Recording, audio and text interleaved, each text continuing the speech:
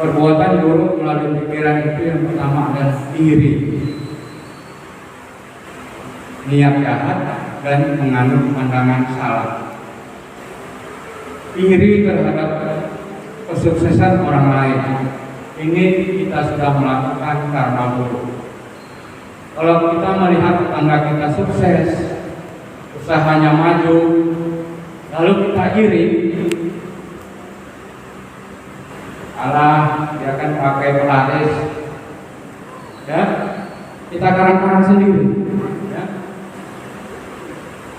Dia kan pakai jampi-jampi tuh, makanya usahanya laris. Sementara orang itu memang berdagang secara jujur, benar-benar berdagang ulet, ramah-tamah melayani pembeli, harganya pun nggak terlalu mahal di tokonya. Lalu orang berbondong-bondong membeli, yang dijualnya pun barang-barang yang bagus, tidak barang-barang KW. Lalu timbul iri, apalagi bila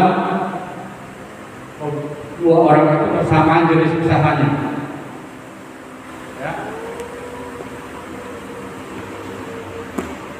Iri, baru timbul iri, kita sudah melakukan karma buruk. Selanjutnya niat jahat. Niat jahat itu apa? Kita mengharapkan orang lain maupun makhluk lain celaka. Umpamanya begini, kawan kita, yang orang yang tidak kita sukai mungkin orang yang benci sama kita tahu dia tidak suka sama kita, lalu dia mengendarai mobil atau sepeda motor, di hati kita timbul, mudah-mudahan kamu mendapat kecelakaan di jalan. Syukur.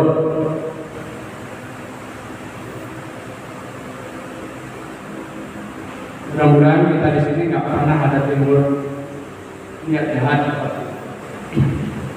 Ataupun terhadap hewan, kita berharap semoga kamu dipenggal orang menjadi korban, termasuk sapi maupun kambing apa saja, ya. Itu niat jahat. Selanjutnya yang terakhir adalah apa? Karma buruk yang dilakukan oleh pikiran. Yang terakhir, yang ke-9 adalah menganut pandangan yang salah, menganggap suatu perbuatan kita lakukan tidak ada akibatnya. Itu pandangan salah. Umpamanya kita melakukan hal yang buruk, kejahatan, kita menganggapnya perbuatan kita itu nggak ada apa-apanya, nggak ada yang sesuai. Begitu juga saat melakukan kebajikan, kita menganggap kebajikan kita itu ini perbuatan saja, nggak ada akibatnya. Ya?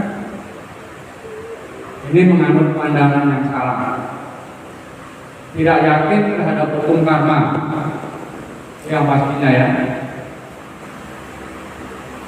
Jadi berhati-hati dalam kehidupan ini, bahwa kalau sekarang di antara yang 10 perbuatan ini, mencuri, berzina, ya, mencuri, berzina, bicara kasar, ya, semua hal-hal yang jelek di antara 10 ini, kalau kita merasa apa yang disampaikan ini masih ada sama kita, berusahalah menghilangkan, menggantikannya dengan kebalikannya.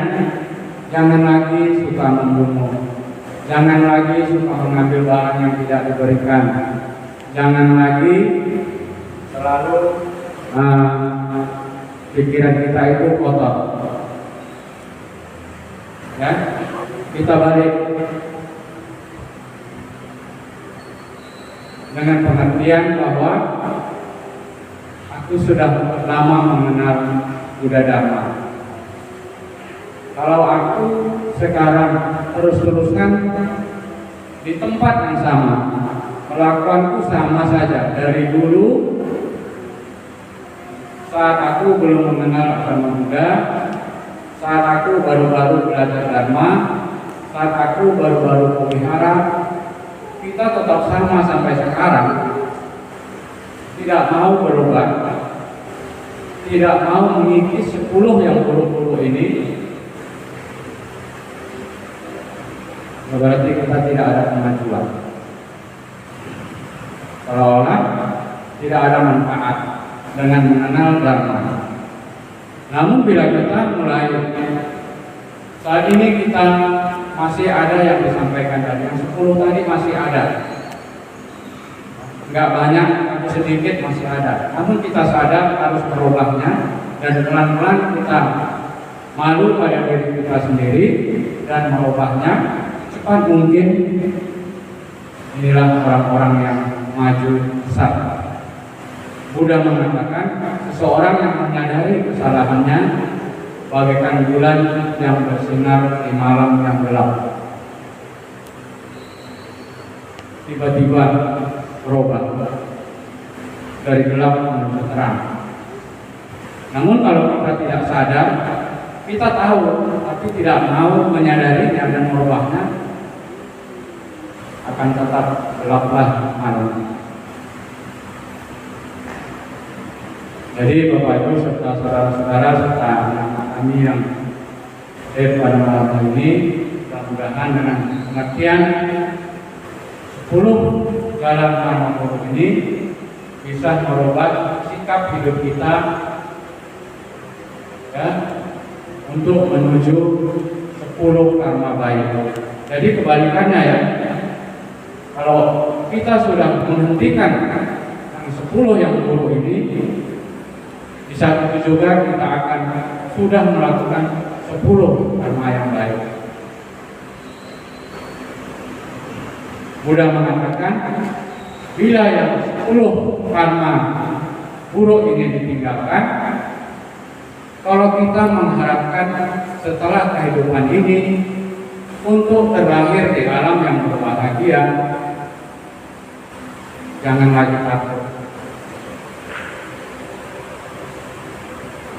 untuk terlahir di alam yang indah. Sudah pastilah kalau yang 10 ini kita jaga, bukan hanya kehidupan yang akan datang, kita akan terlahir di alam yang bahagia, tapi di dalam kehidupan ini juga kita merasakan ketenangan, kedamaian, dan kebahagiaan.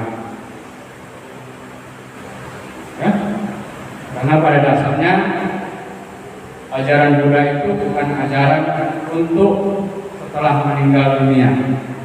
Ajaran Buddha itu diutamakan, beliau ajarkan untuk kehidupan di saat ini, ya, supaya bisa dibuktikan. Ya, kalau menunggu kehidupan yang akan datang, seolah-olah kita hanya menceritakan dongeng nanti. Siapa yang bisa tahu, mengabarkan? Apakah ada orang yang setelah meninggal kembali ke dunia ini lalu menceritakan keadaan di sana? Gak pernah ada kan? Ada pernah dengar kabar orang sudah meninggal setahun yang lalu, tiba-tiba datang lagi sama kita mengabarkan, oh beginilah cerita di sana, yang kau alami begini. Pernah? Nggak pernah kan? Jadi untuk itu supaya jangan cerita ini hanya cerita Dharma itu hanya sebagai dongeng, Buddha menganjurkan supaya mempraktekkannya dalam kehidupan ini di saat ini dan terimalah hasilnya di saat ini juga. Jangan tunggu nanti, jangan tunggu setelah meninggal dunia, supaya Dharma bisa kamu buktikan. Dalam Dhammanussati Buddha yang sering kita bacakan setiap kebaktian itu, Dharma itu sangat dekat, ya, di bisa dibuktikan oleh orang bijaksana dalam diri masing-masing. Itulah yang dimaksud bahwa ajaran Buddha itu ajaran yang dipentingkan untuk kehidupannya sekarang. Sampai di sini kira-kira ada yang mau sharing ataupun berbagi ataupun bertanya? Silakan.